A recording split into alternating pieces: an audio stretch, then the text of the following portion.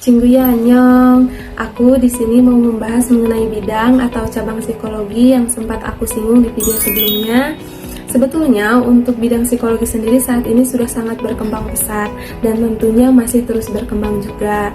Nah, beberapa di antaranya ada psikologi klinis, psikologi sosial, psikologi pendidikan, psikologi perkembangan, dan psikologi industri dan organisasi. Jadi, aku akan coba jelasin beberapa bidang psikologi yang sudah aku sebutkan tadi. Oke, yang pertama ada psikologi klinis. Seperti yang kita ketahui, psikologi klinis lebih berfokus pada pemahaman, diagnosis, pencegahan, dan pengobatan terkait masalah psikologis, serta penanganan terkait gangguan mental dan emosional yang dialami oleh seseorang.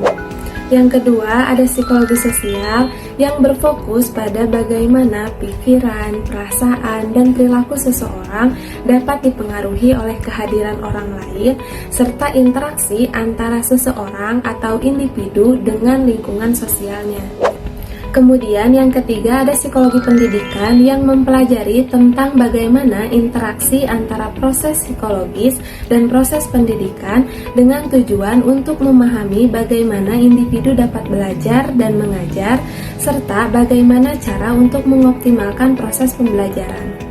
Selanjutnya yang keempat ada psikologi perkembangan yang mempelajari tentang perubahan dan perkembangan individu sepanjang rentan hidupnya, kemudian bagaimana dan mengapa individu atau manusia dapat berubah secara fisik, kognitif, dan sosial, serta faktor-faktor internal seperti bakat dan faktor eksternal seperti lingkungan dapat mempengaruhi individu itu sendiri.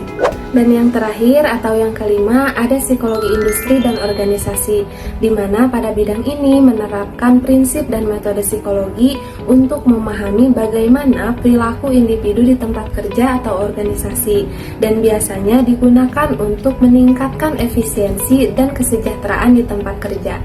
Oh iya, untuk bidang keilmuan psikologi ini biasanya akan lebih spesifik kita pelajari pada saat kita memilih untuk melanjutkan studi profesi ya.